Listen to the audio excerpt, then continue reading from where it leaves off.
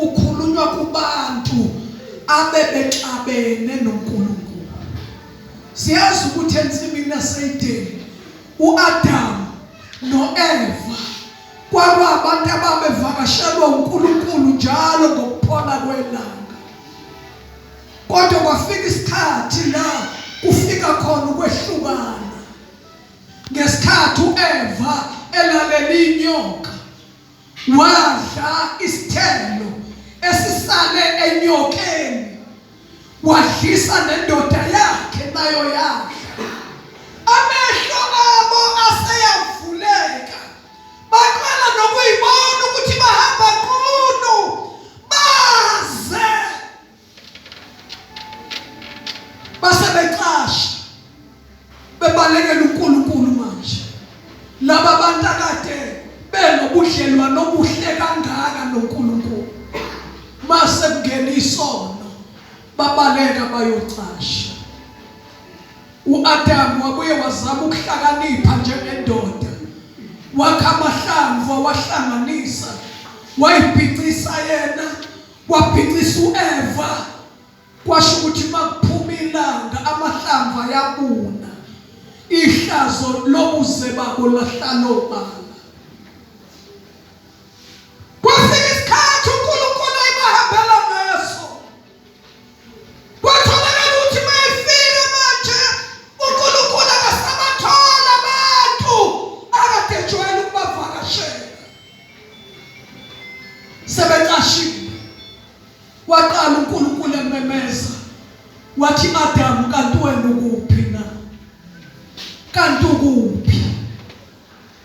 Adamu, ndeni kaSisi Elizabeth, ukuphi wena na? Washo Adamu wathi, silapha, siqashile ebusweni bakho ngoba sihamba qunu. Wathi uNkulunkulu, nidlile yini umuthi enganiyala ngawo ukuthi ningawudli? Owesifazane awanginika yena, udlile wangipha nami ngadla. Kwase kufika ukwehlukana, ngoba la kufike khona isono kuba khona ukufa. Ukufa kusho ukwehlukana. uNkulunkulu wathuma ingelosi ezulwini yehla, iphethe inkembe ephayizayo. Sebeyaxoshwa manje ebukhoneni bukaNkulunkulu, bakhishelwa ngaphandle, sebeyobhekana nezwe, babhekane nobunzima bonke obukhona phansi komthunzi welanga. uNkulunkulu akabakhiphe ideni, wathatha amawundlu angenalo icala, wababulala. Izandla zikaNkulunkulu zagcwala igazi lezimvu ezingenacala. Into eyifuna uNkulunkulu uchitha igazi bese thola ikhupha. Wababhicisa lezi ikhupha ezingashiswa yilanga. uNkulunkulu izandla zakhe zababomvu zagcwala igazi. Lawo mawundla imemezela ukuthi njengoba sihlukana namhlanje, niflathela selibheke ebunzimeni bomhlaba, siyobuyisana nani. Iyoba khona indawo la siyobuyisana khona mndeni wakaMbonani, kuyoba segazini lewundla elingenacala, kuyoba segazini likaJesu. Ilapho sesiyohlangana khona, senze inkonzo yokubuyisana. Yehla ingelosi yalindisa ngolensimbi yaseyideni. uAdam noEva bafulathele ebusweni bukaNkulunkulu. Ingelosi yaphatha inkembe ephayizayo ukuthi kungenzeki umuntu ayithuke sayikholwa. Kungenzeki umuntu ayithuke sevatha. Kungenzeki umuntu ayithole sewumshumayeli engazange abuyisane noNkulunkulu ngegazi lewundle lingenacala. Lithi izwi lenkosi mawumuntu ekuKristu wisidalwa esisha. Zonke izinto zokuqala ziyedlula. Lithi iBhayibheli malingimangalisa lithi ifebe neyidakwa neyiphingi neyihlobongi ziyongena kuqala embusweni kaNkulunkulu, bese kuthi abantwana bombuso basilele ngaphansi. Ngimangala ukuthi hawu kanti izulu selihamba kanjani, kanti bazalwane kukhona abantu nje abaphile kusonteni baze basho imbhedesho yesonto ngamakhanda, bacula amaculo esonto lakubo ngekhanda. Ngiyajabula nje nami mangisonta eAssemblies of God, ngihlangane nethuba lokuyosonta khona. Sangibeza bathi baba wethu osezulwini, ingizwa ukuthi kwamnandi bathi maliphathe ngobungcwele igama lakho. Abasakufundi naphansi. Kugcwele.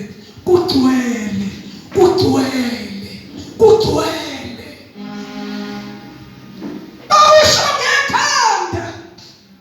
Bonke abantu abasontayo, bonke abantu abavathayo, abangivatho sebeyayina noma sebozela, bazi ukuthi iKristu ihamba la. Isonto lokuhlangana oHadebeke betasha oHadebe laba lophethe uhlelo etasha bakusiza uJesu. Ngabe namanje usatasha kodwa etasha efaka isibhamu wayichaza kabi bashumayeze ejele ethi kwakuthi mase kusuka into yakhe la kushawa isikhalanga athi angawuthi nje uNazaretha wakhe babona isibhamu uthi isikhalanga siphele kuphela abantu esontweni. Ixoxa ngomuntu ongumfundisi, umuntu oyini thiba kubuye kubhilidi nesakila sasikhona la.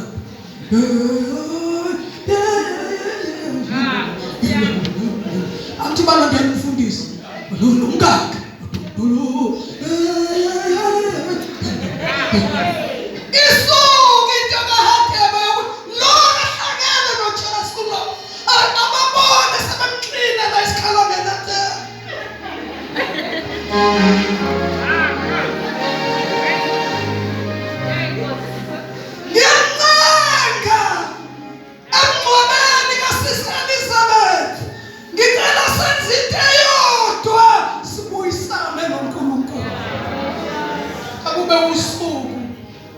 lokubuyisana. Nami ngisukele lezwe lenkulu ngizwe umuntu ethi Friday ayishayele dandi. Ngithi ngingafika noma nini nje nami ngizokhuleka. Ethi umuntu Friday ishayele dandi. Mangifika uElizabeth akasekho. Futhi ngingayitshela ukuthi ngizoze emngcwabeni. Kanti sengikhohliwe ukuthi ngiyinxusa kuzodinga ngime la ngibumeme namhlanje. Ngithi asenze inkonzo yokubuyisana. Akubali ukuthi wenzeni, akubali ukuthi uvulela amadoda amangaka emzimbeni owodwa. Namhlanje ngizocela senze inkonzo yokubuyisana. Akubalwa ukuthi ugebe ngabantu abangaki. Namhlanje ngizocela ukuthi asenze inkonzo yokubuyisana. Ngoba umuntu esefikile kuKristu ufika besidalwa esisha. Konke okokuqala kuyedlula bese kuvela izinto ezintsha. Zonke zivela kuKristu osinika inkonzo yokubuyisana. Siya emthandazweni. Asenze nje inkonzo yokubuyisana. Ngicela ukungakubuza ukuthi usontaphi. Nami ngicela ukungakutshela ukuthi usontaphi. Akaze kumsiza umuntu ukusonta. Kwehlula ukushintsha uphapha emela. Kwehlula ukushintsha umfutho sifundise maphambili ukusonta kaze kuyishintshe impilo yomuntu. Umuntu ushintsha ukuthatha inkonzo yokubuyisana noNkulunkulu ngoKristu Jesu. Kukhona insizwa ezimbili ezazize lamani zingamawele, zakhuliswa ngendlela kaKristu. Endleleni lelelinyiwe lelaphontsha, lalandela ubugebengu, laphatha ikhali, laba inkathazo emphakathini. Kwenzeka leliwele labamba inkunzi, labamba umlungu ngesikhathi sobandlululo. Lama uncinze khona umlungu ngozipho, uncinze umlungu ngozipho. Wawuzibona ukuthi ufana nobani. Leliyiwele lathatha lenkonzo ezothathwa abanye manje, nami ngadlula kuyo, ngisayenza kuze kube namhlanje inkonzo yokubuyisana noNkulunkulu ngoKristu. Leliyiwele lamukela uJesu, lathethelelwa izono, labhabhatiswa, lagcwaliswa ngomoya, lalandela imfundo, lafunda leliwele, lasebenza kahle leliwele, lagcina lilandela lomkhakha wezomthetho. Ngelinye ilanga ubhuti walo lo uhlale boshwa ekhishwa, aboshwe akhishwe. Kodwa namhlanje uncinze umlungu, wambamba inkunzi, wathatha isikhwama wamgwaza. Igazi lomlungu lachitheka. Ngakho-ke icala lalo lalifanele intambo.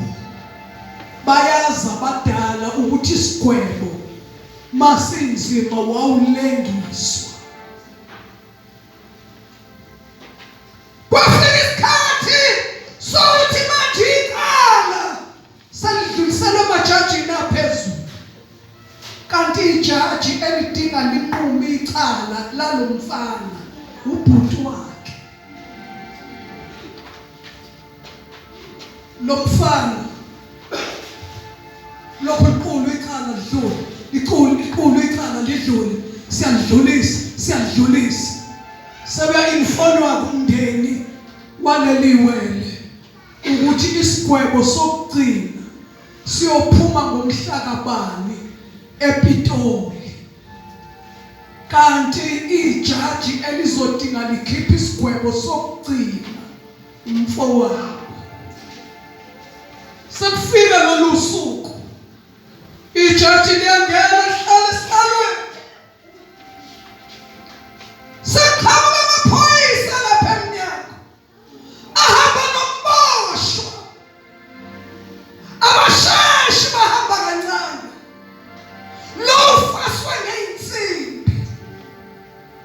Uleqhamuka laphaya, aphosa amehlo phezulu emsamo, ubuka ijaji ukuthi kunjani ubuso lejaji. Wathola ukumangala ukuthi kanti umfowethu wayeseshila umboshwa lapha.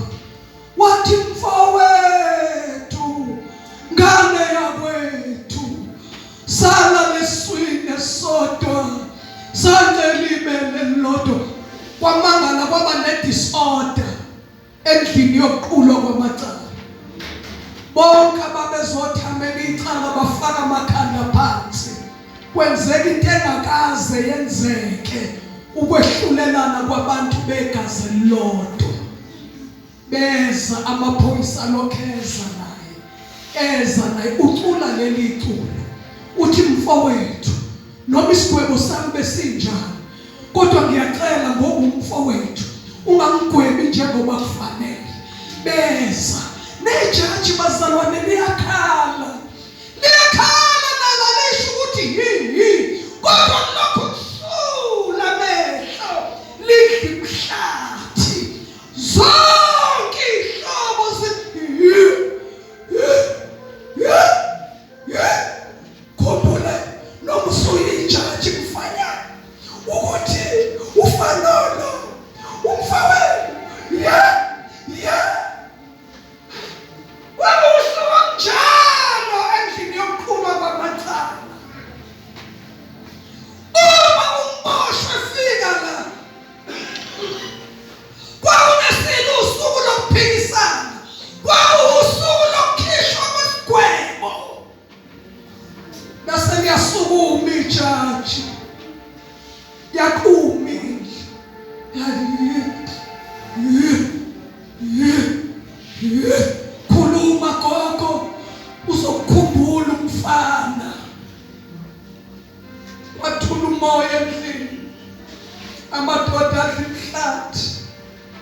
ijaji lasula ithuphuthuphu, ijaji lasula amehlo, lathatha isikhathi sokwahlulela, lathi sibambani wakabani.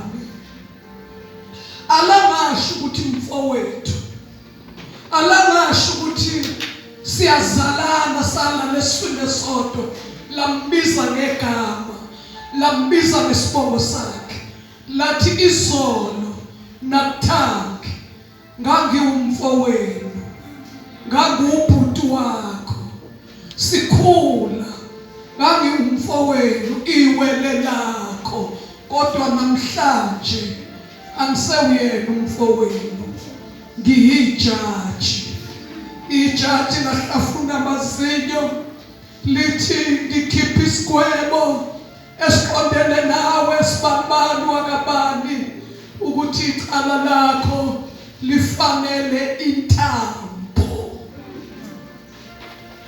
Ijaji lakhohlwa ukwenza indaba zakhona maliqeda umsebenzi, lashingile, lakhala, lithi likhiphe isigwebo esifanele, noma kumfowabo noma kuyiwele lakhe. Uthi izolo bengumfowenu, kodwa namhlanje ngiyijaji. Ijaji sivala amehlo.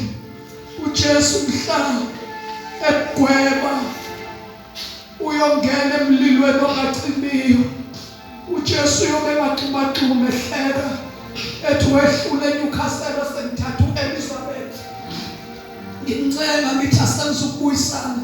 uJesu uyobe ngajabulile mhla wena uflathele esokweni, uJesu uyobe ekhala ethi emhlabeni ngangiwumsindisi, ngesikhathi kushunyelwa phambi Elizabeth ngangiwumsindisi, kodwa namhlanje sengiyijaji.